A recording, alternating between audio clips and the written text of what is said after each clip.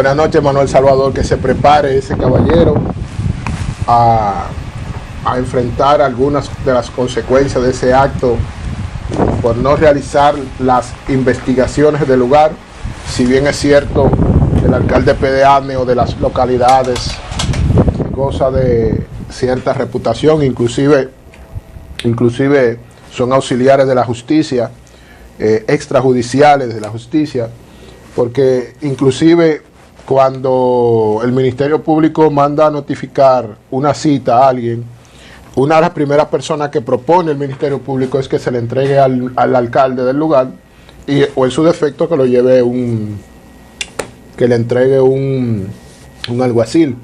Pero fue como estuvimos hablando en la clase antepasada sobre los derechos de propiedad y sobre los cuidados que debe de haber al momento de materializar una venta, un acto de compraventa. Hay que certificarse bien, asegurarse bien del origen de propiedad del objeto, en este caso un animal, que eso se ve mucho en los interiores.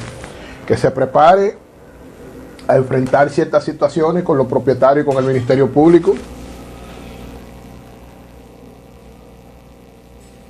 Buenas noches, señores. Formalmente vamos a darle inicio a nuestro encuentro del día de hoy, que lo llevamos por título el imputado, sus derechos y sus actuaciones. Todo esto en continuidad con lo que es el desarrollo de la serie de los sujetos procesales, donde vamos a ir analizando cada uno de los sujetos procesales, cuál es el marco legal que rige sus actuaciones, la más conocida, y cuáles actuaciones puede realizar un imputado. ¿Cuáles actuaciones puede realizar un imputado? Bien. Rafael Félix, buenas noches. Licenciado Ibelice, buenas noches.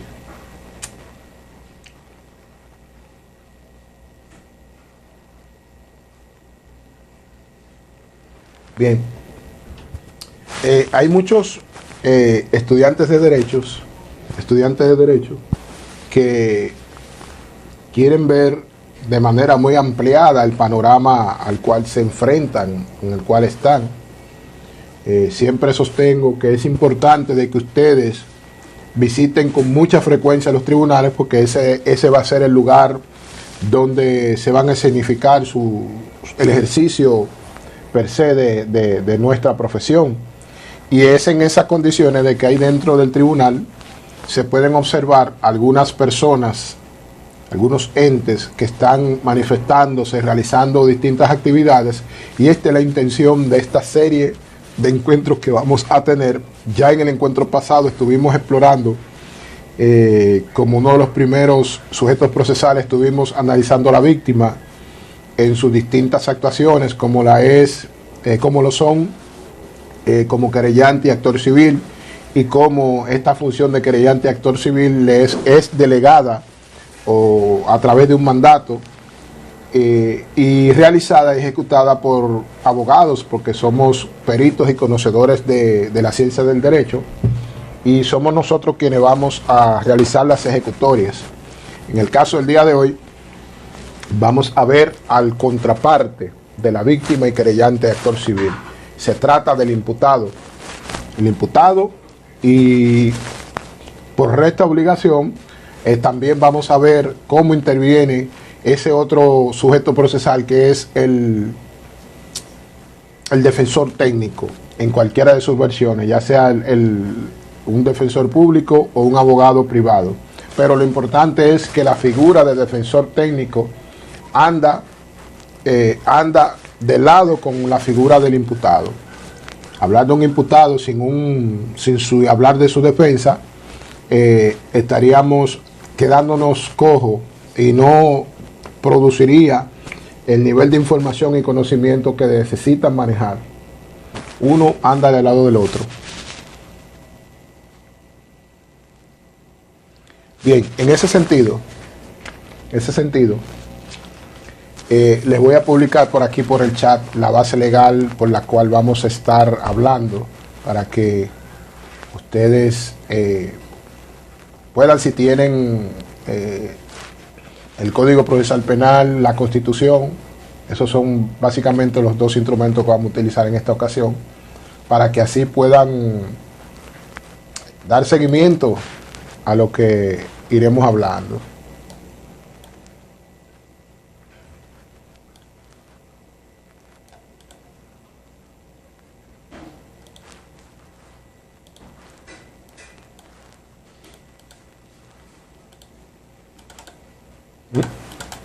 No me deja copiarlo. Bueno, dentro de las primeras observaciones dentro del marco legal que vamos a ver, tenemos el artículo 95 del Código Procesal Penal. Artículo 95 del Código Procesal Penal hasta el 101, que es el articulado dentro del Código Procesal Penal que identifica al imputado. Habla sobre el tema de la identificación, del domicilio, la incapacidad, sobre el tema de los exámenes corporales, y aborda un tema que ya nosotros hemos desarrollado en programa anterior sobre lo que es la rebeldía y los efectos de esta en contra del imputado y qué tan perjudicial. Pudiéramos dar unas pinceladas, pero los invitaría a que vayan a nuestro repositorio en YouTube, donde tenemos todos esos videos que desarrollan ese programa, ese contenido rico en informaciones, y que a la vez nos sigan, se suscriban y enganchen el clip en la campanita para que cada vez que suba un video le llegue la notificación. Tenemos entonces el imputado dentro del articulado principal, el artículo 95 hasta el artículo 101 del Código Procesal Penal. Pero no nos quedamos ahí, porque el imputado, al ser una persona, también les asisten los derechos fundamentales que están contenidos en la Constitución. ¿Y qué más si una persona se encuentra en conflicto con la ley penal y principalmente está amenazado o está dentro de una actuación coercitiva, está arrestado, está encerrado, está detenido? Eso son actuaciones coercitivas porque le restringen su libertad. ¿Qué más que nosotros como abogados propugnar porque no le sean vulnerados derechos fundamentales que le asisten la Constitución? En ese tenor nos vamos a apoyar también de los artículos 40 en su totalidad, en el artículo 68 y 69, todos de la Constitución de la República Dominicana. El artículo 40 maneja lo que es la libertad personal, el derecho de libertad y la seguridad personal. Los artículos 68 y 69 de la Constitución manejan lo que es la garantía de derechos fundamentales y maneja lo que es la tutela judicial efectiva y el debido proceso, que siempre en cualquier tema de derecho, no importa, vamos siempre a referirnos a esa base constitucional, 68 y 69 de la Constitución de República Dominicana. Una es la garantía de derechos fundamentales y otra es la tutela judicial efectiva y el debido proceso. Siempre vamos a hablar de eso porque no se puede realizar ningún tipo de actuación por parte de las autoridades o por parte nuestra, no se puede realizar ningún tipo de actuación en irrespeto o en inobservancia a todos estos principios constitucionales que protegen derechos fundamentales. En ese sentido, como abogado, les sugiero a ustedes, en su condición de estudiantes de derecho, de abogados recién graduados y de ciudadanos en general, que aunque las leyes están escritas para nosotros los técnicos en derecho, pero está escrita en idioma en español y es importantísimo que nosotros todos la dominemos. ¿Y para qué? Para poder saber defendernos en ciertos aspectos. No es lo mismo que lo aborde una autoridad y quiera abusar de usted estando en pleno desconocimiento de cuáles son sus derechos, a cuando usted domina. Cuando usted domina puede tener mejor salida. Es una... saludo, Alberto. Es una realidad de que aquí en nuestro país, en muchas ocasiones, como ciudadanos, nos indignamos porque quienes están llamados a proteger nuestros derechos son los primeros quienes nos los vulneran. Son los primeros quienes abusan de nosotros o abusan de cualquier conocido nuestro. Y nosotros, como conocedores de un poco de lo que son las normas del derecho, de las leyes y de nuestro ordenamiento jurídico, tratamos de intervenir, tratamos de dar una opinión y nosotros mismos resultamos maltratados. ¿Por qué? Porque los actores del sistema llamados a protegernos, a servirnos, llamados a proteger nuestros derechos fundamentales, son los primeros que lo vulneran, son los primeros que lo violan. Y cuando acudimos a las más altas instancias de otros organismos buscando la protección, ellos lo que hacen es que entonces le tiran la toalla a los otros organismos y todos uno con otro tienen una confabulación y una protección uno con otro y dejan al ciudadano, aunque existen leyes, aunque existe la Constitución, pero muchas ocasiones lo dejan en una condición de indefenso, lo dejan en una condición de vulneración y nos queda ese mal sabor. Bien, en este sentido, como ya le había dicho también, el imputado, o sea, la persona que está sindicada, señalada por la parte acusadora y por la víctima de haber cometido o incurrido en unas o varias conductas que riñen con el bienestar social y que se encuentran tipificadas y organizadas dentro de lo que es la ley penal,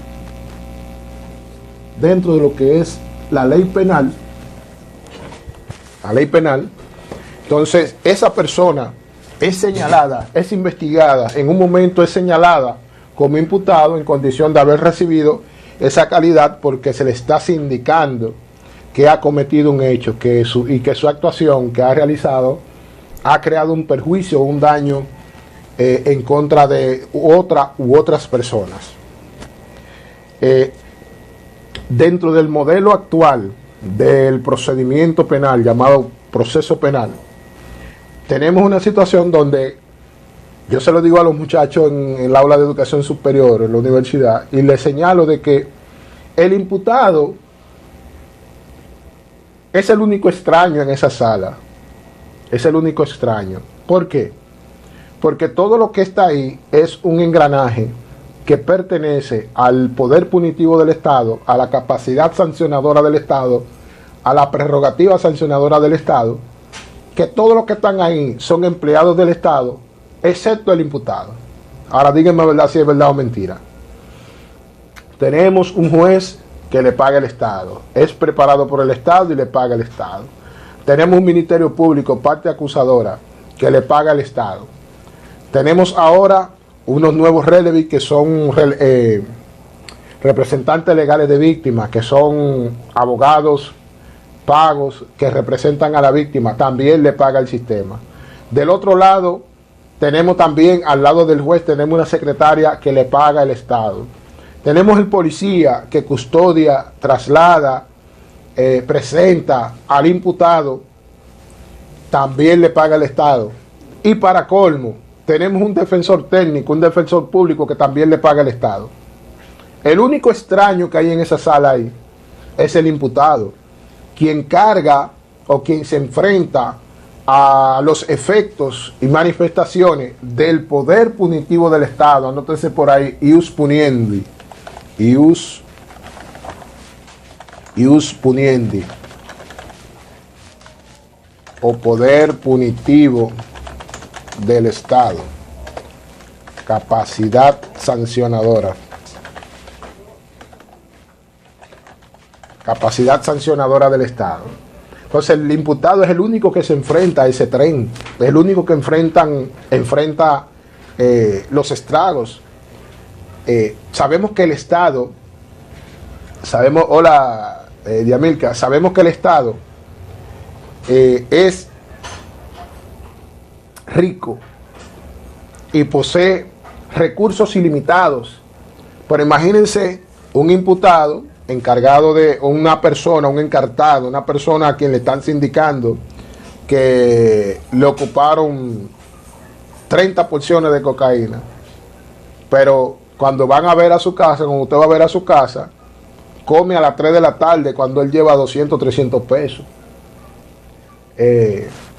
apenas precariamente tiene un abanico que le hace falta la parte de adelante o la parte de atrás. En la cama de la mamá, ya usted se puede imaginar que tienen los sistemas de que tienen los hoyos en el medio y los elásticos que lo están maltratando. Esa es la realidad de cualquier hogar dominicano ahora mismo. Pero cuando es imputado, esa persona, el Estado lo apresa, que es quien realiza también la investigación, realiza la persecución y lo tiene preparado para sancionarlo, presentan a ese imputado, presentan a esa persona les indica, mira, a ti te ocuparon esa sustancia, sea verdad o sea mentira, te ocuparon esa sustancia, pero en el lugar donde él estaba hay cámaras, hay otros testigos, hay otras personas que lo ven, hay otras cosas que lo ven, pero ¿tiene realmente o se disfruta el imputado realmente o ejercita realmente el derecho de la igualdad entre las partes, como habla la Constitución y el Código Procesal Penal? ¿Disfruta realmente de una igualdad de partes equilibrada? Eso es una ficción, eso es mentira. ¿Por qué? Porque ese infeliz que se encuentra ahí no tiene los mismos recursos que tiene el Ministerio Público para si se va a trasladar de un lugar a otro a hacer una investigación, cobrar algunos viáticos que le cubran esos gastos. Y está bien, pero lo que estamos diciendo es, poniendo por ejemplo, lo que estamos diciendo es que un imputado, un infeliz, una persona, no tiene el mismo nivel de acceso a recursos como lo tiene el Estado a través de sus distintos organismos, para cada quien jugar su rol. Entonces el imputado se encuentra en ese lugar ahí, no porque quiere, sino por lo que lo llevaron y por una supuesta conducta que él cometió, que tiene que ser el mismo Estado quien pruebe que él cometió esa conducta. Pero estamos hablando que dentro de todas ese trayecto que enfrenta ese imputado hasta conocer al final cuál será su suerte, el imputado tiene que dejar en cada una gotas de sangre, gotas de sudor, porque pasa mucho trabajo por su limitado acceso a los recursos. No tiene cómo sacar copia a un expediente, no tiene cómo pagar para solicitar un tal o cual procedimiento, no puede solicitar, si le impusieron prisión preventiva, hay que pagarle a nosotros, un abogado privado, que en ciertos momentos somos más diligentes, para promover una revisión de medidas de coerción y reunir presupuestos nuevos y novedosos, realizar diligencia fuera, extrajudiciales, fuera de los palacios, fuera de las salas de audiencia, para poder lograr reunirle esos presupuestos nuevos y novedosos y poder articular cualquier estrategia, cualquier argumentación que sustente esos presupuestos que vamos a presentar y que sustente toda la actuación suya como abogado representando ese imputado. Que interviene el abogado de la Defensoría Pública. Sí, ellos hacen un trabajo magnífico. Yo jamás voy a referirme en contra de la labor de los abogados defensores públicos, pero su misma definición le limita a ellos realizar ciertas actuaciones. No es lo mismo el abogado defensor que hace un descenso al lugar donde vive el imputado y toma algunas referencias, toma algunas precauciones, toma algunos nombres de calle correctos, direcciones. El defensor técnico, he visto que cuando va a representar a un imputado, él le facilita un formulario a los familiares: mire, tráigame esos documentos. Pero pudiera cuestionar el método, pero a la vez lo compenso porque él está limitado, atado de pies y manos. Él no puede ir por él mismo a buscar esos documentos. Nosotros los abogados defensores somos conocedores de la ley, conocemos los términos jurídicos, conocemos las intríngulis, las pequeñeces y las cosas sencillas que en un momento se convierte en la piedra angular o la piedra en el zapato para proceder con tu pedimento o para entorpecerte. Entonces, cuando tú le dices a un familiar: mire, tráigame esos documentos, esa persona no sabe fabricar, no sabe redactar correctamente y efectivamente un acto notarial de comprobación de domicilio, no sabe redactarle un acto notarial de garante judicial, no sabe redactar una carta, ni gestionar una carta de vecino, ni una carta de una organización deportiva. No sabe, quizás sabe gestionar un acta de nacimiento, pero a todo esto tenemos que nosotros como conocedores de la norma, tenemos que dominar algunas situaciones específicas, vinculaciones entre los documentos, correlaciones, alguna regulación que haya que hacer. Ese familiar no lo sabe hacer, pero tampoco el defensor técnico puede ir, tiene que hacerle un defensor privado. Pero ¿qué acontece? Ese imputado no maneja los mismos recursos, por lo tanto, el principio de igualdad de partes aquí queda un poquito cojo. Pero vamos a centrarnos ahora lo que es el imputado, cuáles son sus derechos. Ya conocemos quién es el imputado, ya conocemos la realidad del imputado en un salón de audiencia, que ya conocemos también de manera somera, que ya se ha asomado la cara a lo que es el defensor técnico. Hemos clasificado dos defensores técnicos en nuestro relato, el de la defensa pública y el abogado defensor privado, que en sí son defensores técnicos ambos. Buenas noches, José. Dentro de los derechos que le corresponden al imputado, conforme al artículo 95 del Código Procesal Penal, se lo voy a poner aquí.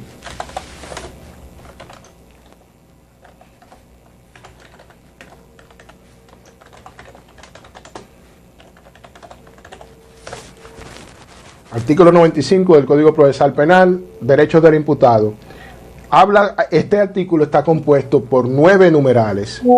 Está compuesto por 9 numerales y que vendrían a ser lo que se llama la cartilla de los derechos, que en el artículo 40, numeral 3 de la Constitución, refiere al constituyente que debe de ser leído o debe dársele a conocer al imputado al momento de ser arrestado. Por eso le di la base legal para que abrieran y poderlo referenciar directamente. 40.3 de la Constitución, derechos. Tenemos ahí que dentro del Código Procesal Penal hace referencia o está vinculado directamente con el principio fundamental de ser informado de sus derechos. Entonces, en el artículo 95 del Código Procesal Penal recoge de manera resumida, más no limitativa, cuáles derechos tiene el imputado. O sea, la persona que ya está procesada, que la persona que está en camino a ser procesada, está arrestada, está detenida, ¿cuáles son esos derechos que él lleva?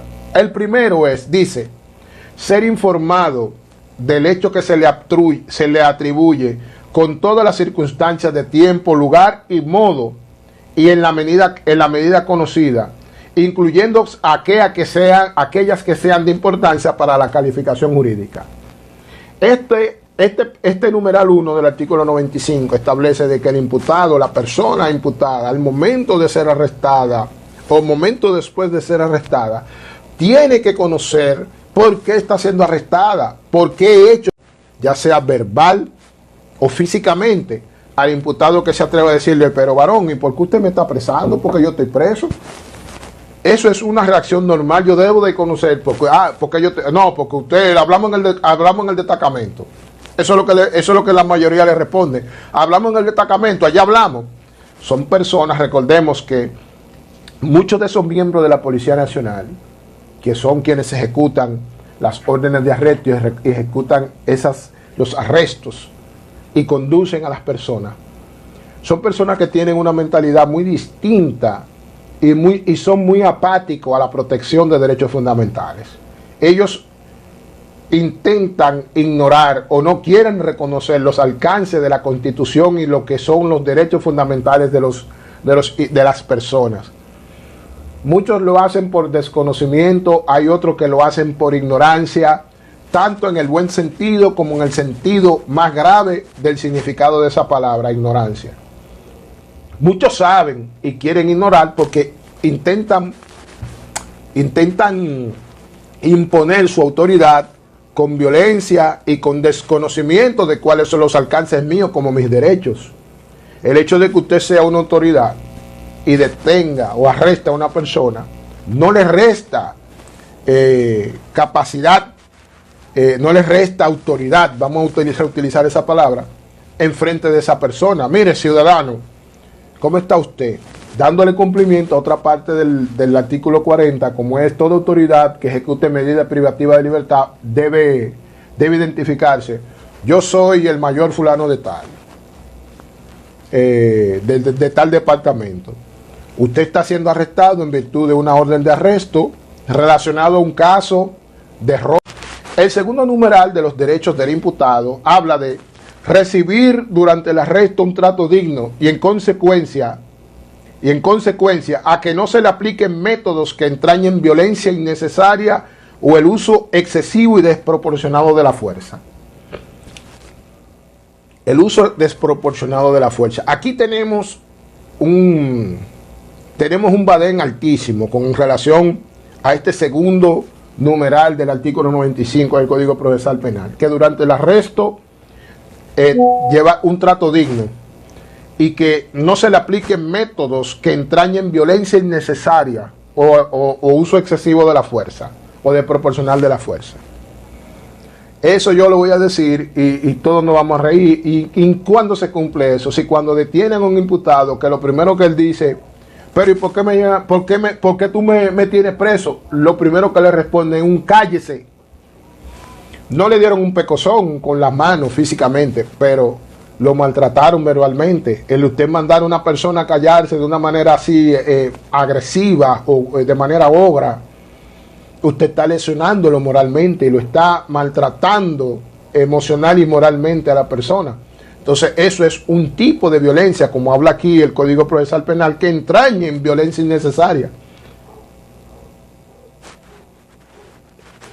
Entonces, eso es una situación que no se aplica.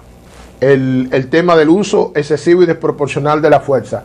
Siempre porque el imputado, la persona corrió, porque aceleró el motor un poco más, porque aceleró el vehículo un poco más. Los actuantes, estamos cansados de ver eso por las redes sociales, porque esa persona, usted uniformado, en turba, le hacen parar a un vehículo de una manera extraña. Esa persona se asusta, acelera el vehículo. La primera reacción que hacen esos gorilas es entrarle a tiro al vehículo. Ahora dígame a ver si es verdad o si es mentira. Le entran a tiro al vehículo. Y por eso se producen situaciones como el caso de los evangélicos, de los religiosos, el caso de Villa Altagracia, que los policías fueron condenados, incluyendo el de mayor rango, fueron condenados por esos hechos. Pero después de ahí continuaron escenificándose y pasando una serie de acontecimientos con miembros de la policía que querían o intentaban detener a los imputados, o no imputados, a las personas. Querían detener a las personas a tiro limpio. Ahora yo le pregunto, ¿quién ha dicho que a tiro se para un vehículo? Eso se ve en la película de Rambo, Lo Magnífico, cualquier película de acción de los años 80, 90, 2000 y de ahora. Con un arma de fuego paran a un vehículo, pero eso es un guión dramatizado. En la vida real, esos disparos, esos proyectiles, por lo general alcanzan a quienes no tienen que alcanzar. Siempre muere o sale herido una niña, un niño. Ustedes han visto eso en las redes sociales. Siempre sale herido quien no tiene que salir herido, y sale muerto quien tiene no salir muerto. Y ellos, entonces intenta justificar su actuación desproporcionada e irracional, la quieren justificar con una actuación de la institución.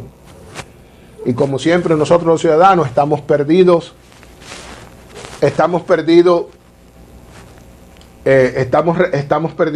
en eso. El otro derecho que le corresponde al imputado es conocer la identidad de quien realice el arresto, la autoridad que lo ordena y bajo cuya guarda permanece. ¿Qué está estableciendo este derecho aquí? Va íntimamente relacionado con el artículo 40.2 de la Constitución, que ya le había hablado, sobre toda autoridad que ejecute medida privativa de libertad está obligada a identificarse. Eso es otra situación que tampoco se cumple. El imputado, cuando es arrestada, los miembros que actúan no quieren dar su nombre, ni su apellido, ni quieren dar nada. Quieren tener una actuación irresponsable. Pero nos preguntamos, ¿acaso ustedes no son miembros de una institución? ¿Acaso a usted no le pagan para realizar ese trabajo? El trabajo que ustedes deben de realizar debe de ser responsable, con responsabilidad. Entonces, si no hay nada oculto y ustedes están realizando una labor que está debidamente coordinada con el Ministerio Público como órgano encargado de la investigación, ¿por qué usted no se puede identificar? Si usted está deteniendo a un ciudadano por una orden de arresto que ha emitido un tribunal, un juez de la atención permanente, emitió esa orden de arresto o está ejecutando una orden de allanamiento, ¿por qué usted tiene que actuar a la oscura? Se supone que usted debe de realizar su trabajo conforme al protocolo establecido en respeto a las leyes, en este caso, a la norma procesal como es el Código Procesal Penal. ¿Por qué usted no puede dar su nombre? ¿Qué pasó? ¿Por qué usted no puede dar su nombre? Es la ley quien está convidando a eso, no una invención del imputado, del ciudadano, ni siquiera nosotros los abogados. Es el legislador, fue quienes desarrollaron la ley, quien diseñaron estos artículos, fue quienes lo establecieron ahí. Y fue en el Congreso en aquellos años. Entonces, es una situación que también es un derecho fundamental que le asiste a usted como ciudadano, conocer la persona que está ejerciendo medidas restrictivas de libertad. Bien, tiene también derecho a conocer quién, por orden de quién usted me está arrestando, usted me está deteniendo. Ah, mire, es una orden de arresto. Ah, ya tú sabes que la orden de arresto viene emitida por un tribunal. Ya tú sabes que viene de un tribunal. ¿De dónde? De San Cristóbal, de Santiago, de Higüey, de La Romana, de donde sea. Pero tiene que decirlo. Tiene que decírselo. El imputado tiene derecho a conocerlo. Tiene derecho también a conocer quién, bajo quién él va a quedar, bajo la guardia de quién él va a quedar. Mire, usted va a quedar bajo la guardia del departamento de DICRIN de San Cristóbal. Ok, ¿por qué? Porque esas informaciones él las necesita para ejercer otro derecho. Y vamos a hablar de eso ahora mismo. Tiene derecho a comunicarse en modo inmediato con una persona de su elección y con su abogado para notificarle sobre su arresto y que le proporcione los medios razonables para ejercer este derecho. Aquí está hablando el numeral 4 de que el imputado, conociendo su situación real, tiene derecho a comunicarse con la persona que él elija. Voy a llamar a mi mamá, voy a llamar a mi esposa, voy a llamar a mi hermano ustedes tienen la obligación como policía de darme la oportunidad y crearme las condiciones para que yo me comunique. Mire aquí como dice al final del párrafo, que dice, y derecho a que le proporcione los medios razonables para realizar este derecho. En la policía, vamos a decir así, los destacamentos, cuarteles policiales, hay medios de comunicación, hay teléfonos fijos y hay flotas, con números, con minutos. Entonces aquí habla de proporcionarle medios razonables para que ejerza ese derecho. O sea que la policía no es si quiere, que tiene la obligación de darle el derecho, ¿verdad? Conceder el derecho a ese imputado para que él se comunique con esa persona que él considera idónea o su abogado. Y si su abogado se presenta al cuartel, la policía tiene que permitirle a través del medio razonable, permitirle que ese imputado y su abogado puedan comunicarse, puedan hablar, puedan para conocer lo que sea, puedan intercambiar opiniones. El numeral 5 del artículo 95 en el Código Procesal Penal habla de ser asistido en desde el primer acto del procedimiento por un defensor de su elección. Y si no puede pagar estos servicios de un defensor particular, el Estado le proporcionará uno.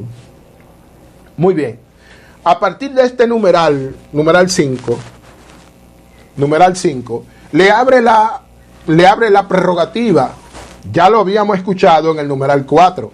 Pero aquí se le define más claramente para esos policías, esos oficiales, que no entienden que él necesita tener un contacto con un abogado, que por qué, si a ti nadie te ha llamado, ¿por qué tú te presentas? No, tú no tienes que ver con esos policías. Es que aquí habla, la norma procesal habla, que él tiene que estar asistido desde los primeros actos, de que él fue detenido y fue arrestado ahí, él tiene el derecho de comunicarse con un abogado de su elección. Esta disposición está sustentada en el artículo 40.4 de la Constitución.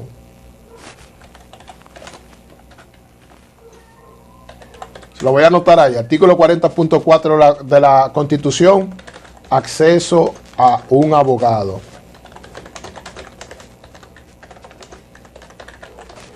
Aquí vamos a hacer un detenimiento y vamos ya a referirnos a lo que es, un paréntesis mejor dicho, y vamos a referirnos a lo que es el defensor técnico.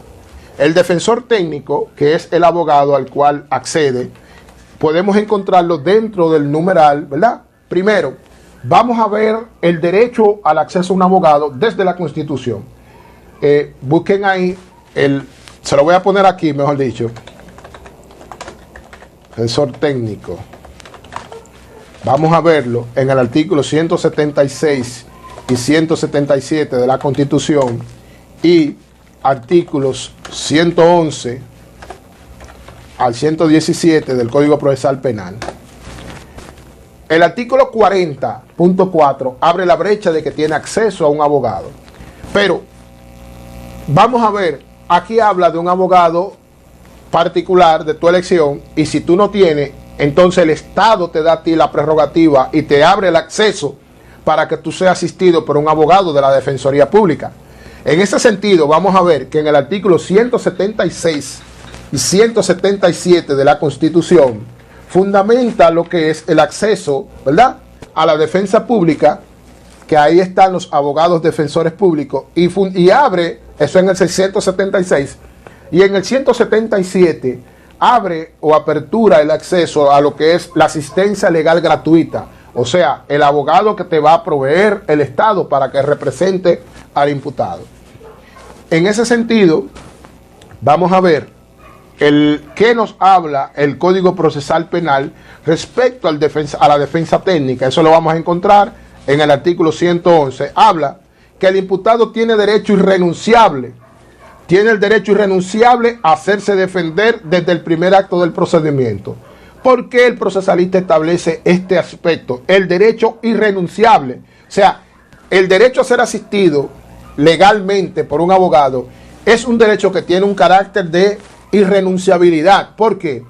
Porque en todos los actos, actuaciones y audiencia, para referirlo directamente y no darle un nombre rimbombante, audiencia, el imputado no puede estar sin una representación técnica de un técnico del derecho, sin un defensor técnico. No puede, porque inclusive el juez, en relación a lo que es al principio de derecho de defensa, que es un ultra derecho, ¿verdad?, en relación al debido proceso, no puede conocer esa audiencia en materia penal, en materia penal, no puede conocer de esa audiencia sin que el imputado se encuentre representado por su defensor, el de su elección.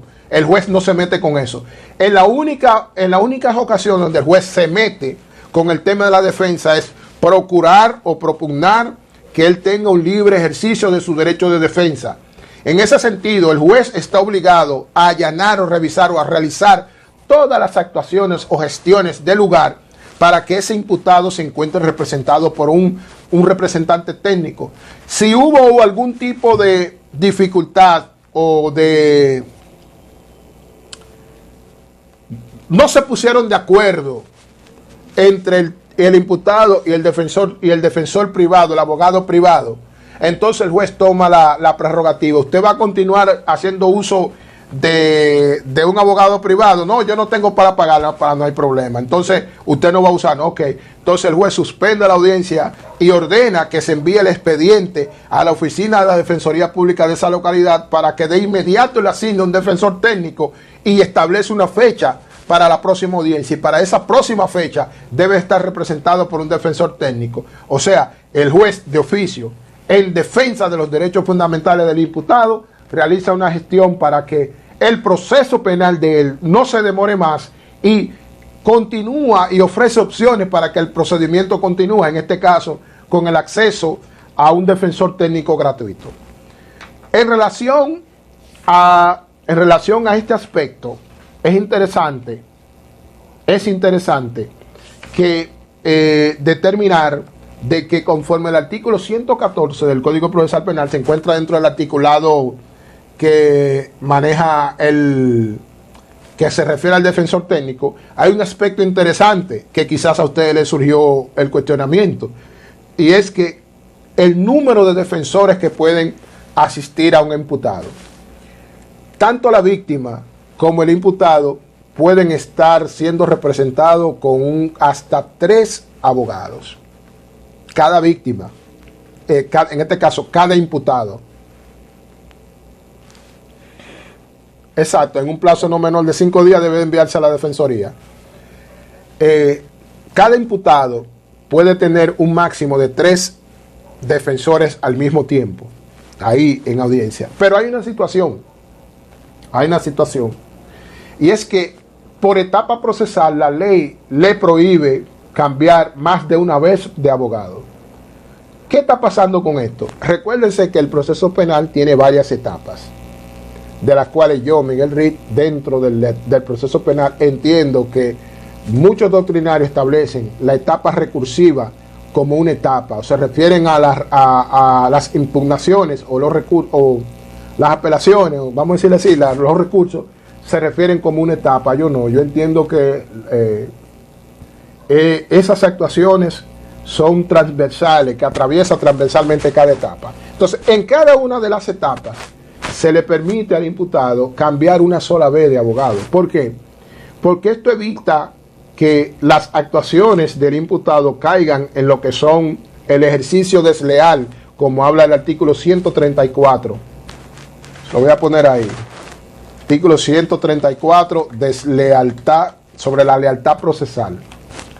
Voy a buscar el nombre, lealtad procesal, se llama. Lealtad procesal.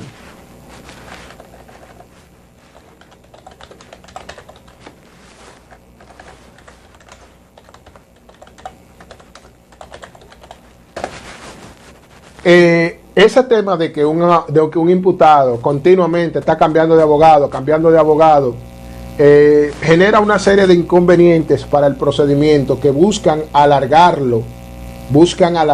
Recuérdense que la duración de un proceso son 4 años y 1 año más para las actuaciones impugnativas, pero cada vez que un imputado solicita el aplazamiento porque no tiene abogado, porque va a cambiar de abogado, porque esto y que lo otro, alarga más el proceso y lo lleva a unos extremos de querer que los actores principales realicen actuaciones desesperadas. ¿Por qué? Porque se está venciendo el plazo de los 4 años. Al imputado no le importa eso, porque quiere buscar una salida a su problema, creando situaciones que generan tecnicismo y que le puedan ser desfavorables.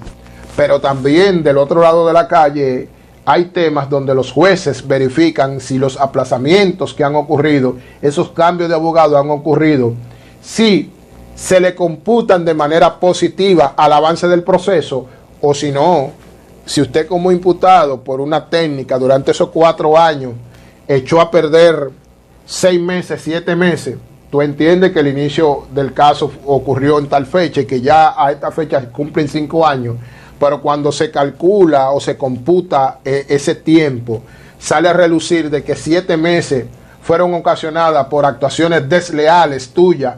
Entonces, ese tiempo lo que hace que se te alarga más y se te dice, no, hay 6 meses que tiene usted todavía que cumplir ahí guardando prisión, porque ese tiempo que usted acumuló ahí fue por actuaciones, actuando en deslealtad procesal.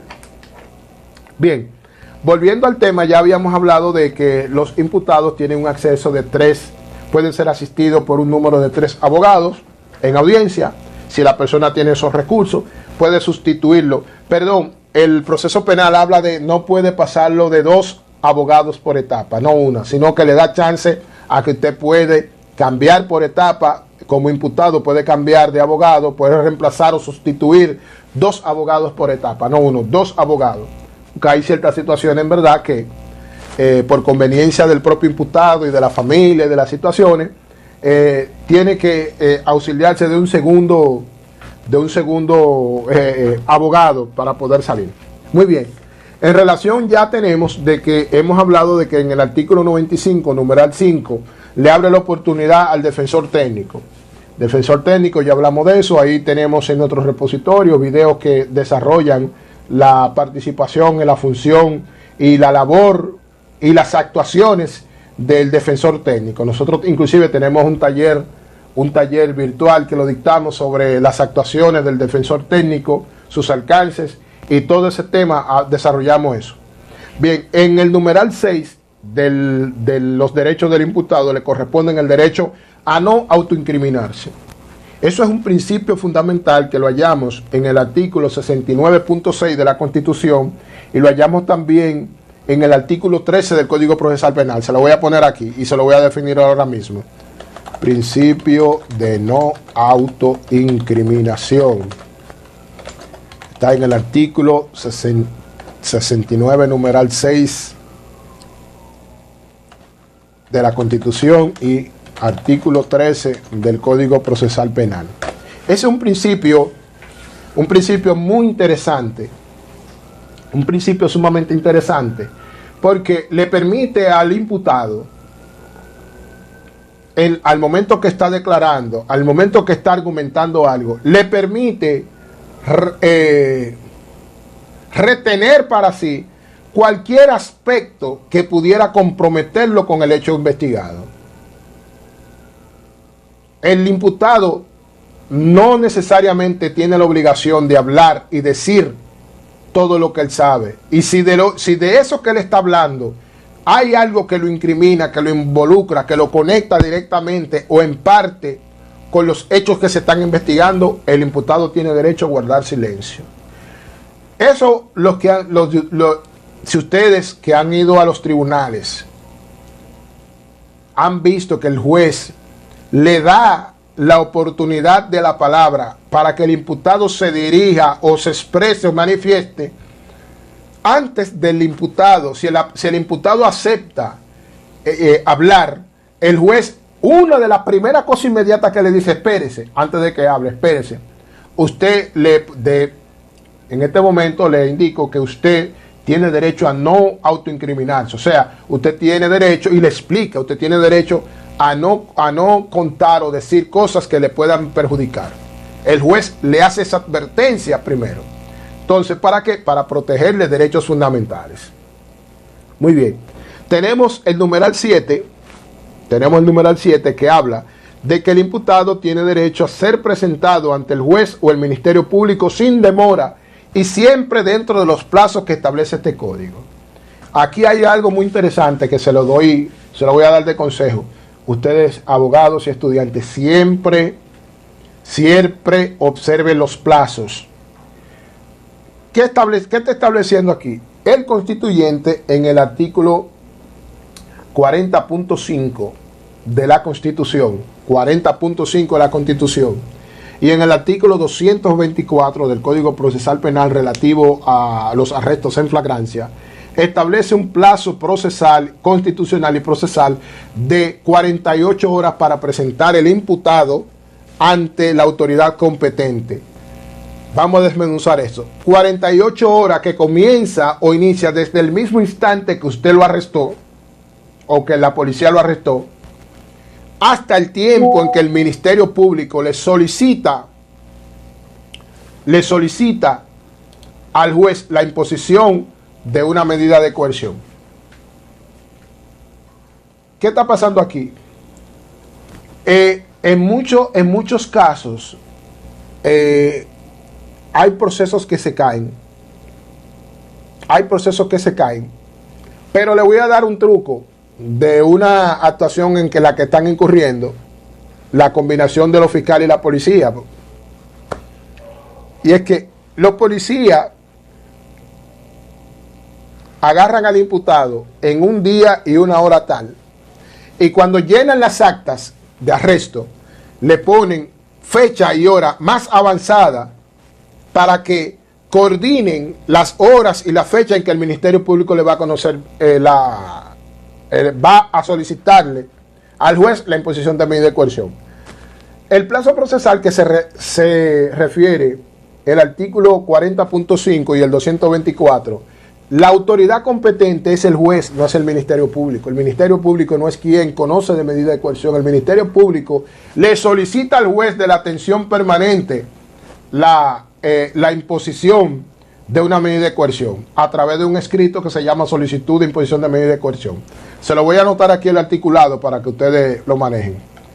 Plazo constitucional y procesal para presentar al imputado ante el juez. Le voy a poner entre paréntesis, atención permanente, porque es a ese que tiene que presentarlo. 48 horas, artículo 40.5 de la Constitución y 224 del Código Procesal Penal. Muy bien, ya están todos claros de que una de las primeras observaciones que ustedes van a realizar cuando van a asumir la defensa de ese imputado, cuando van ante la secretaria de la oficina, ante la secretaria de la oficina de la atención permanente, a solicitarle, por favor, denme una copia de la solicitud de medida de coerción. Yo soy el abogado defensor del señor fulano de tal. Una de las primeras cosas que ustedes van a ver es la fecha en que la oficina de la atención permanente recibió esa comunicación del Ministerio Público, que por lo siempre ellos le ponen un sello de fecha y hora. ¿Cuándo le recibieron eso? E inmediatamente ustedes van a ir al acta de arresto flagrante y van a ver la fecha. Y van a hacer un cálculo matemático, una operación matemática para saber qué tiempo tiene esa persona ahí arrestada. Es un ejercicio que ustedes lo van a hacer, pero se supone que la oficina de atención permanente, si el plazo fue violentado, no le va a recibir el expediente. Pero ahí es donde tenemos un limbo procesal, ahí tenemos un limbo procedimental. ¿Quién supervisa la actuación del fiscal o del Ministerio Público Investigador y la policía en su confabulación? ¿Quién supervisa eso? ¿Quién quita que antes de presentar ese depósito, antes de hacer esa solicitud de imposición de medida de coerción, esas actas no hayan sido arregladas a favor y en beneficio de esa actuación? Pero claro, hay una cosa, hay un truquito, abogados, y es que cuando ese imputado fue arrestado, se llevó a la casa de guardia. En la casa de guardia, el oficial del día está obligado a sentar en un libro las entradas y salidas de los detenidos. En esas condiciones, si usted logra aplazar el conocimiento de la medida de coerción, que es lo más lógico, es una estrategia de penalistas, de que la primera audiencia no la conozca, aplázala a los fines de preparar documentos y te da un tiempo más, aunque tu imputado sufra, pero te da un tiempo más de armarte con estrategia para poder beneficiarlo, y que esa diligencia hay que realizarla. Hay que solicitarle al encargado de la policía que te emita una certificación de cuándo ese imputado entró y salió de la casa de guardia. Recuérdense que las casas de guardia la maneja la policía preventiva, es distinta a la de CRIM, que aunque son policías iguales, pero son contrarios, llévense de mí, son contrarios. O sea, no, sus actuaciones son distintas. Entonces usted solicita al encargado, comandante del departamento de la uniformada, que emita una certificación estableciendo la fecha y la hora en que esa persona fue arrestada. A los fines de pura y banca, ustedes pueden propugnarle o pueden promover que el juez otorgue una libertad pura y simple por violarse el plazo procesal, pero aportándoles pruebas no verbales, sino elementos probatorios. En este caso, esa certificación ustedes la anexan junto con los documentos de presupuesto que tienen que depositar por ante la Secretaría, y cuando se conozca la medida de coerción, eso es una de las primeras cosas que ustedes van a atacar, incidental por ahí. Bien, ya hablamos de eso y el alcance. Tenemos ahora como última parte de los derechos del imputado, derecho a no ser presentado ante los medios de comunicación o ante la comunidad en forma que dañe su reputación o les ponga a peligro. Ahí sí es verdad que hay una situación totalmente inestable. Ahora lo moderno es que los pseudo periodistas o pseudo comunicadores, o sea, personas que no tienen formación como periodista ni tienen formación como comunicador, sino un tipo con un celular que está grabando incidencia. Esa grabación, esa incidencia, esa búsqueda de like, esa búsqueda de reconocimiento en las redes sociales, llevan a vulneraciones graves de derechos fundamentales y vulneración de las normas procesales. Al final aquí hay un parrafito que yo le voy a leer, muy interesante. Pero en relación a este mismo aspecto, a no ser presentado, ¿verdad? A no ser presentado ante los medios de comunicación en la forma que dañe su reputación, nosotros estamos viendo como hay una creciente práctica de que estos pseudo comunicadores, estos pseudo periodistas, estos tipos con un celular, vayan al cuartel a grabarle la imagen del imputado o cuando están trasladados a los tribunales, a grabarle la imagen y de una manera que maltrata o lesiona la moral. Si esa persona está siendo procesada por la justicia, es la justicia quien tiene que sancionarlo. Usted no puede resancionarlo nuevamente moralmente maltratando su imagen. Pero hay algo más lastimoso y es que la policía permite eso. El Ministerio Público también lo permite y no busca una manera de cómo prohibirlo. ¿Por qué? Porque la publicidad negativa en contra de ese ciudadano que está siendo procesado, hasta en eso se beneficia el Ministerio Público. Fíjense que hay una creciente utilidad, actuación que realiza el Ministerio Público con esos grandes casos sonoros, y es que el Ministerio Público primero maltrata, continuamente con su actuación, ¿verdad? Su actuación disfrazada de correcta en su actuación de persecución del crimen, lesionan gravemente la moral de las personas que están siendo investigadas. Van y les rompen la casa, invitan periodistas, rompen la casa, hacen esto, hacen lo otro.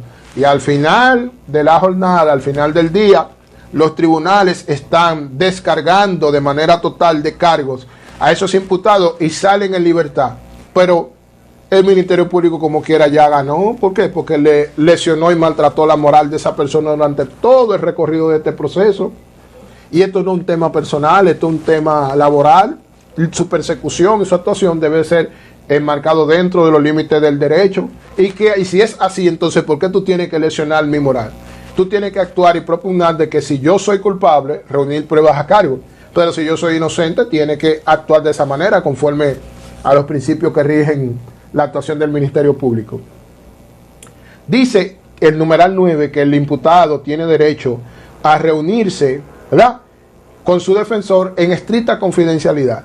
¿Qué quiere decir ahí? Que dentro de las ejecutorias del artículo 40.4, ¿verdad?, de la Constitución sobre el acceso a un abogado, a un defensor de su elección, esa reunión con ese abogado tiene que ser estrictamente confidencial, pero no responde a un simplemente medalaganario, sino que esa relación contractual abogado-cliente está protegida dentro de lo que se llama el secreto profesional. ¿Qué quiere decir esto? Que nosotros como abogados tenemos la obligación de guardar secreto de toda información que nos confíe nuestro cliente. Ni el Ministerio Público, ni el tribunal, ni la policía puede obligarnos a nosotros a que revelemos informaciones y detalles que nos ha dado nuestro cliente. Es por eso que en el taller que yo doy sobre las actuaciones del defensor técnico y todo eso, abordamos este tema de manera profunda y hacemos recomendaciones de que usted en el ejercicio de su trabajo debe realizarlo de una manera ética, y la ética entra de esto aquí: resguardar el secreto profesional que le asiste a usted y a su cliente. Pero no solamente eso, sino que hay una combinación. Si usted violenta ese precepto, esa confidencialidad, ese secreto profesional, el imputado tiene derecho a perseguirlo penalmente y civilmente por esa violación a esa parte y por el daño que ha ocasionado su indiscreción.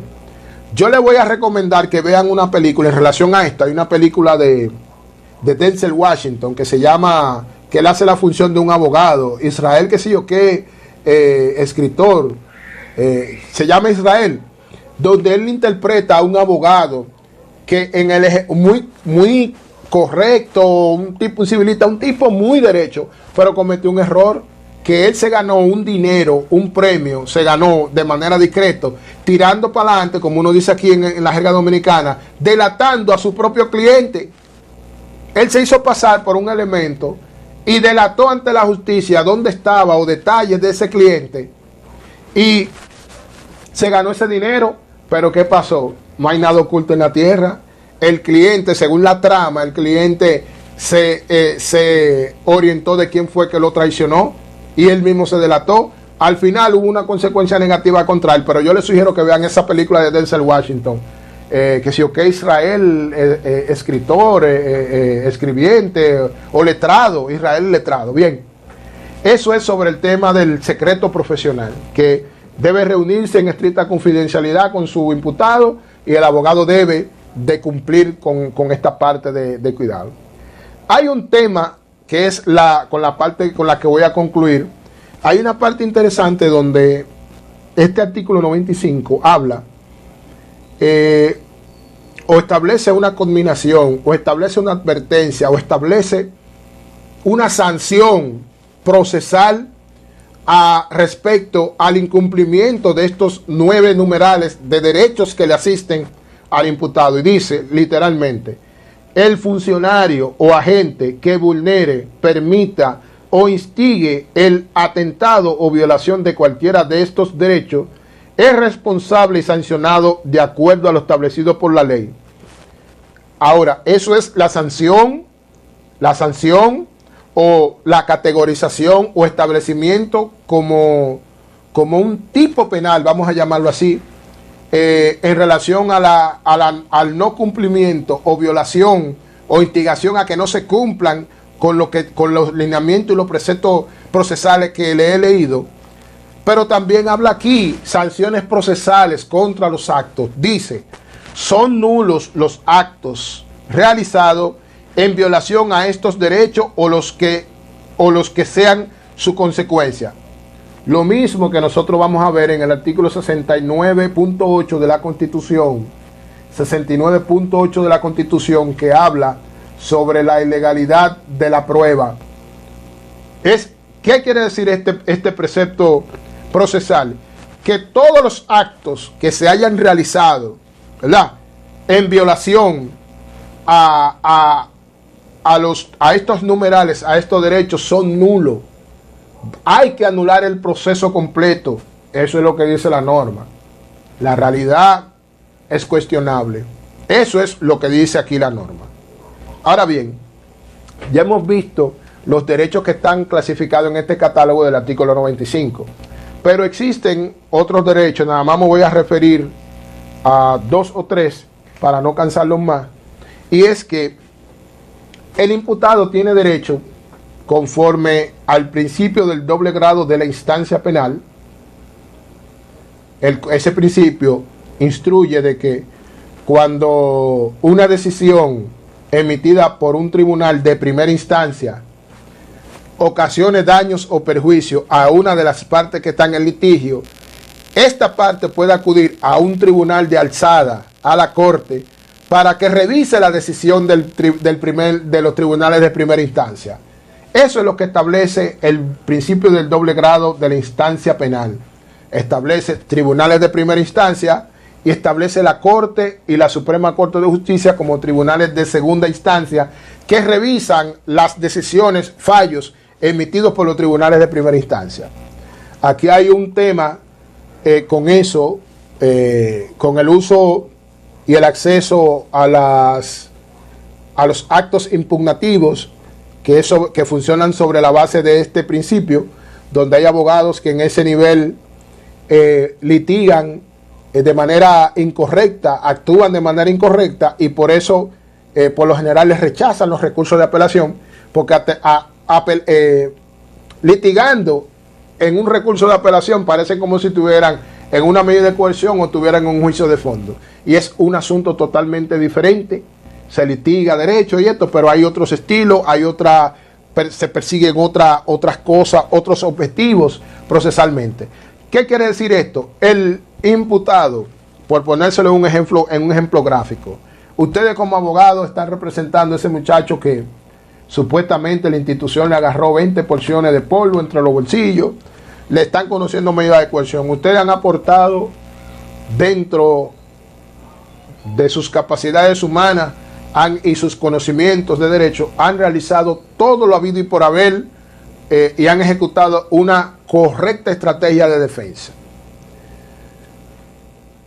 La última palabra la tiene el juez, no somos nosotros. Nosotros podemos creer que tenemos toda la verdad y que cargamos y desarrollamos toda la verdad, pero pasa algo. Tenemos a un tercero imparcial enfrente de nosotros que es quien está decidiendo. son sus criterios, es su forma de pensar, es su manera de adaptarse a la ley, es su manera de aplicar y administrar justicia. Coño, pero no, es así. La íntima convicción es del juez.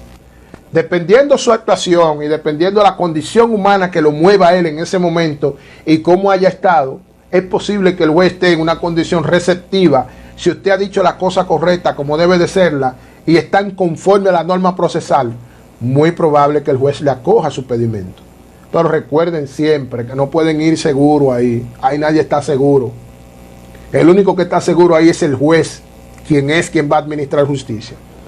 En ese sentido, a esa persona, a ese joven que nosotros estamos representando, el juez entiende que debe acoger el pedimento del Ministerio Público e imponerle la prisión preventiva.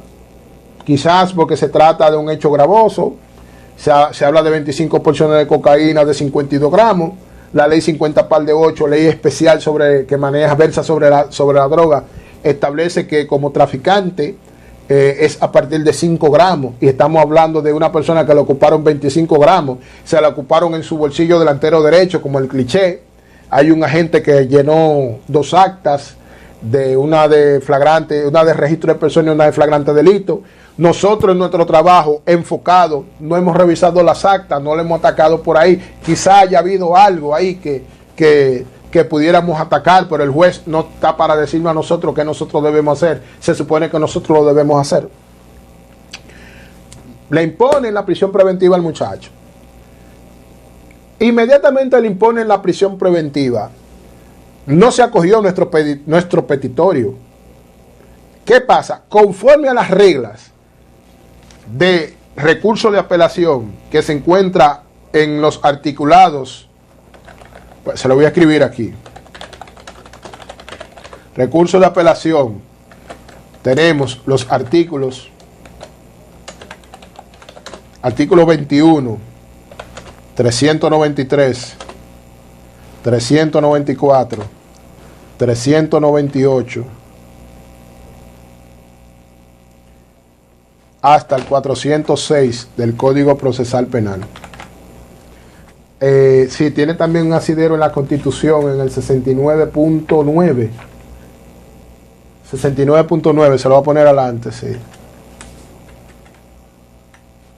69.9 de la Constitución, y ahí están los artículos. Con relación a eso, el imputado, nosotros tenemos derecho de acudir ante la Corte a través de un escrito llamado escrito de recurso de apelación y expresarle nuestra inconformidad sobre la forma y modo como el Tribunal de la Atención Permanente falló en relación al caso de nuestro representado. Pero debemos de aportarles pruebas de lo que estamos diciendo, y esas pruebas se hallan en la propia resolución atacada. Entonces, el imputado tiene derecho, a través, por mediación a su representado, a acudir ante la Corte para que la Corte revise si esa resolución de medida de coerción fue correctamente redactada en cuanto al fondo, en relación a la aplicación de justicia, administración de justicia, en cuanto al sistema probatorio, lo que es aportación, valoración de las pruebas, y en cuanto a la motivación de ella, conforme a lo que establece el 417, que establece un catálogo de motivos por el cual nosotros podemos actuar en apelación. Entonces tenemos derecho, nuestro representado tiene derecho a acudir ante un tribunal de alzada a que revise eso. Pero todo eso está sujeto a reglamentaciones. Por ejemplo, tiene 20 días para recurrir. Inmediatamente usted como abogado y el imputado recibe la notificación de ese fallo, automáticamente ahí se apertura el plazo para recurrir en apelación esa sentencia, si esa resolución o cualquier sentencia. Si usted dejó vencer esos 20 días, entonces cae en lo que se llama caducidad del plazo y cae en lo que es la perención de la acción. Se vence el plazo para actuar, eso es caducidad. Y perención, pierde el derecho de actuar y se confirma esa resolución. Si nos encontramos en una audiencia de fondo donde un tribunal colegiado ha emitido ya un fallo condenatorio, se nos abre un plazo y podemos actuar conforme al ejemplo que yo le he dicho y conforme a ese articulado que se encuentra ahí, los recursos de apelación. Quiere decir que cuando un imputado, un fallo de un juez, excepto los autos de apertura a juicio, pueden recurrirlos todo conforme establece la norma. Si ustedes presentaron un cese de prisión preventiva durante un plazo X y le fue negado, inmediatamente a usted le notifican esa resolución de negándole la variación de la prisión preventiva. Al imputado se le apertura un plazo para que ataque en apelación esa resolución. Eso es un derecho que le asiste. Se le abre automáticamente. Nadie en el tribunal te va a decir, mira, tiene que apelarla. Nadie te lo tiene que decir. Eso es un abogado que ya sabe de estas reglas de juego y debe de actuar inmediatamente. Saludo Batista. Muy bien. Otro de los derechos que se le apertura otro de los derechos que tiene acceso un imputado, tiene derecho también, si así lo entiende, tiene derecho a procurar que el Ministerio Público le aplique uno de los procedimientos abreviados. ¿Qué quiere decir esto? Que dentro de los métodos alternos de resolución de conflictos, para no alargar estos procesos penales, para no cargar con gastos al Estado y con más gastos a los imputados y sus familiares, el proceso penal dispone de métodos alternos, cómo resolver esos procesos, cómo resolver esas situaciones. Tenemos la conciliación, los actos conciliatorios, cuando te citan al juzgado de paz, te citan al juzgado de paz para que haya un entendimiento entre las dos partes, dependiendo el delito o el tema que estemos tratando. Dentro también del proceso de conocimiento de medida de coerción, también hay un espacio donde inclusive dentro del conocimiento de la medida de coerción pueden solicitar un aplazamiento para que las partes lleguen a un acuerdo conciliatorio. Pues eso se da también y no avanza el proceso hasta la siguiente etapa, porque inmediatamente te conocen una medida de coerción. No es que no se puede conciliar más adelante, sino que si lo eliminamos, obviamos esta parte y no dejamos que avancemos más, se puede resolver las cosas mucho más fácil que ya más adentro. Bien, ¿cuáles son estos procedimientos abreviados? Se encuentra el acuerdo pleno, que los encontramos dentro del numeral, dentro de los artículos 363 y 365. En ese sentido, el acuerdo pleno es cuando el delito cometido conlleva pena privativa de libertad de 20 años abajo, menor de 20 años, o para aquellos casos donde la sanción no conlleva pena privativa de libertad, sino sanciones o una medida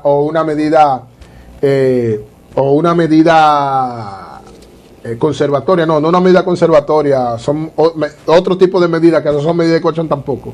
Son medidas que impone el juez, situaciones que impone el juez, que no son sanciones per se. Por ejemplo, el juez dice, mira, te vamos a imponer una multa de 20 salarios mínimos. Estaríamos hablando de 200,000 y pico de pesos.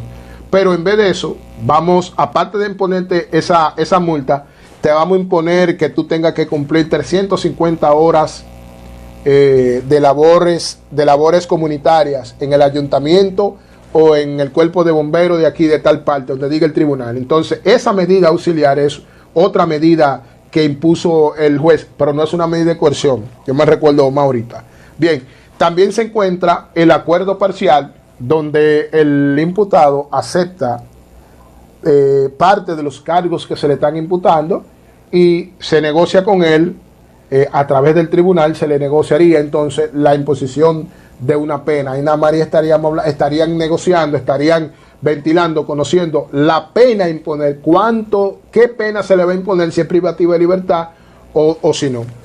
Bien, esos son los accesos que tiene el imputado. Puede solicitar a través de su abogado, mira, háblate con la fiscal, vamos a llevar un acuerdo, este delito lleva una pena de 12 años, yo acepto 7, habla con el fiscal, acepto 5, y no nos vamos a pelear y resolvemos esto aquí. Entonces, eso se puede, esas negociaciones se pueden, se llaman acuerdos plenos y acuerdo parcial, donde usted acepta la totalidad de los cargos y con el juez entonces, vamos entonces a verificar la imposición a la pena que se va a hacer. Pero el proceso debe seguir igual. El Ministerio Público debe de tener pena, debe de tener pruebas suficientes que sustenten eso, aunque el imputado aceptó, pero el fiscal debe de tener pruebas.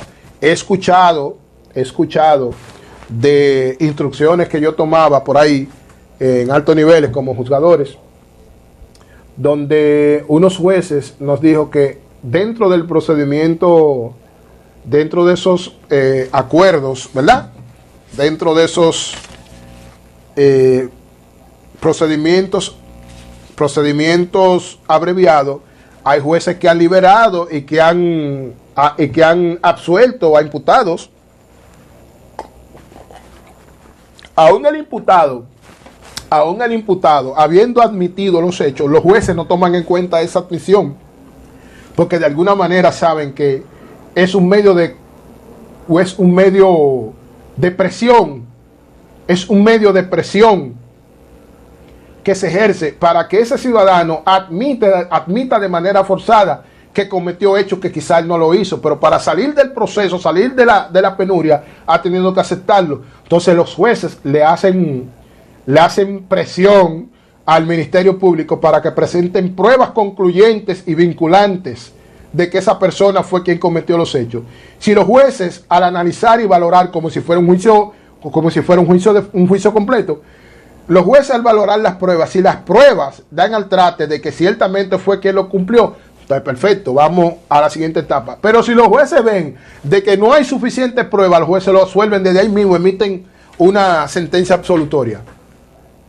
Bien, otros de los diligencias que puede realizar o de las actuaciones que puede realizar el imputado a través de sus abogados es, pueden proponer diligencias. ¿Qué quiere decir esto? Y esto aquí es importante hablarlo porque le había dicho que el imputado encuentra grandes limitaciones frente al poderío del Estado y su capacidad sancionadora. El Ministerio Público es el principal representante de eso, o es uno de los principales representantes de eso. Al final el juez es quien sanciona y es quien determina, pero el Ministerio Público toma una gran parte de ese poder sancionador y de esa andamiaje de poder que se la deja caer continuamente en la cabeza, en los pies, en la espalda, en la barriga, en la boca al imputado. ¿Qué pasa? Un imputado, dicen, lo están acusando de un homicidio. Él está completamente convencido que no fue él y que al momento que se cometió el hecho, él ni siquiera estaba ahí. O si él estaba ahí, participó, pero él no disparó. Pero el imputado va buscando una calificación jurídica distinta. No es lo mismo que te señalen como cómplice o que te señalen como autor o como autor. No es lo mismo. ¿Por qué no es lo mismo? Porque en un caso de homicidio agravado, el 382 y el 304 hablan de una sanción de 30 años a los autores y coautores. Pero hay otra parte donde al cómplice le van a aplicar una sanción menor. No es lo mismo ir por 10, 15 a ir por 30. Desde luego que no es lo mismo.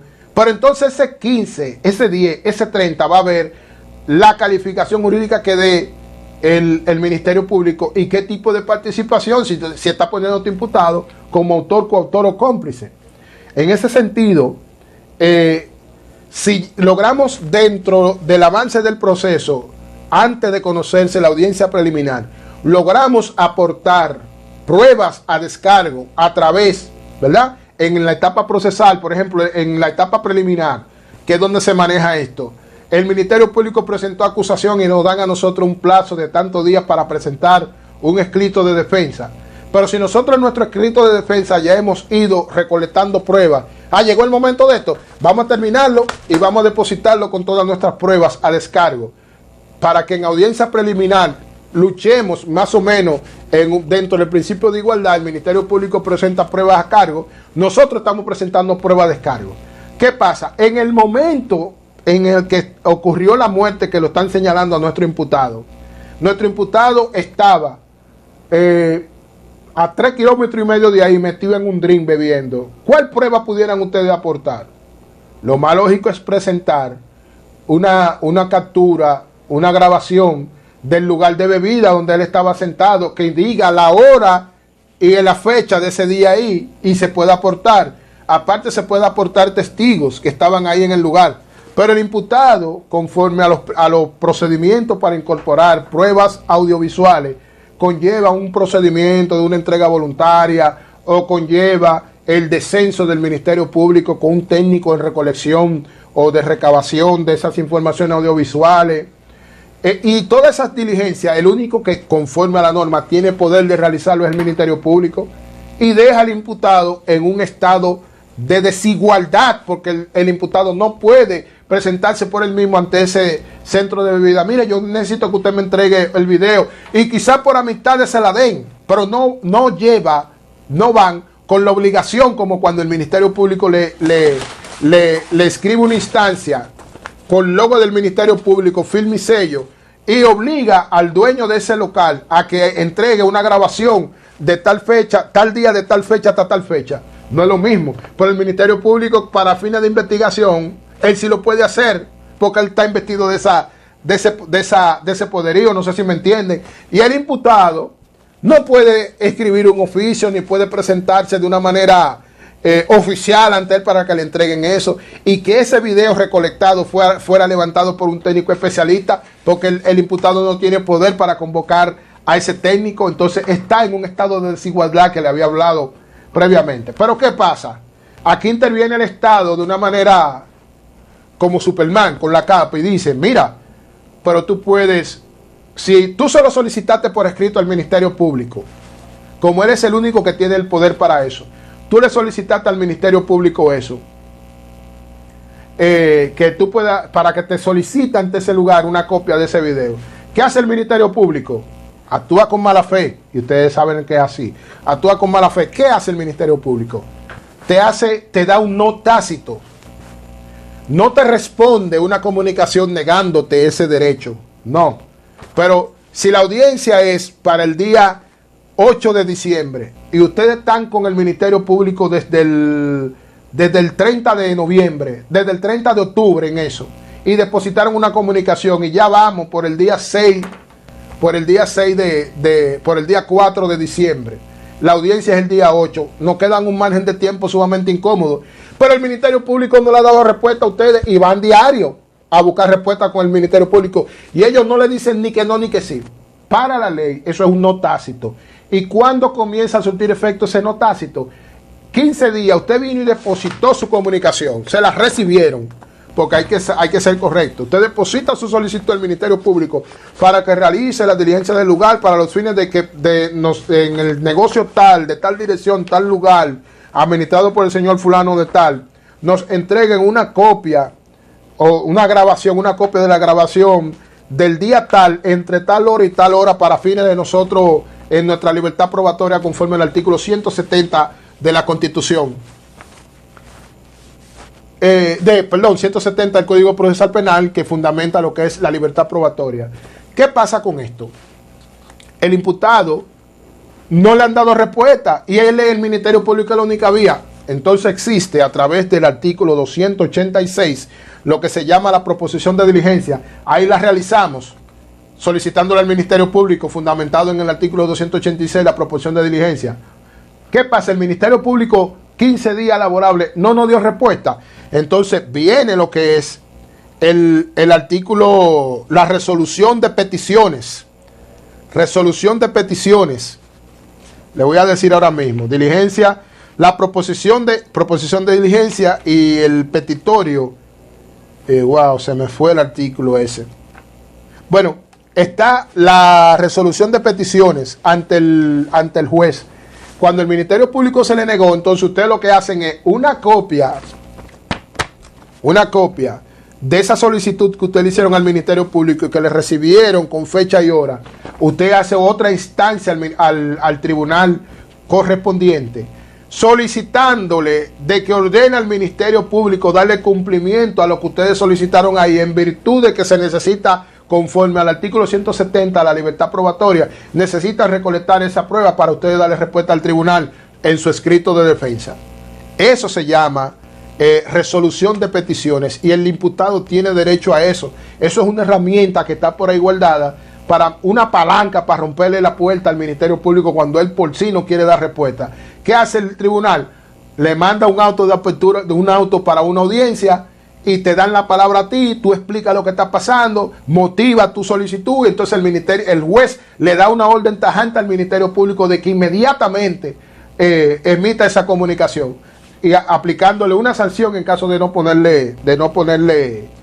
no darle cumplimiento a uno. Y eso es tan importante, eso se llama en derecho civil poner en mora al Ministerio Público, porque si aún así esa prueba no la pudieron recolectar, en una etapa avanzada del proceso que usted introduzca, inclusive ese auto donde el tribunal ordenó eso, y todavía el Ministerio Público no le dio cumplimiento, en algún momento más avanzado al proceso, ustedes le van a sacar provecho a eso, lo van a explotar, y van a poner al Ministerio Público que explote con eso.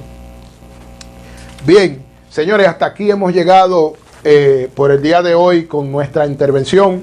Hoy estuvimos analizando lo que fue el imputado, sus derechos y sus actuaciones. No la revisamos toda, no la abordamos toda, porque es un tema que se mete muy extenso, pero yo espero que lo que hemos tratado el día de hoy haya sido de importancia y le haya servido a ustedes.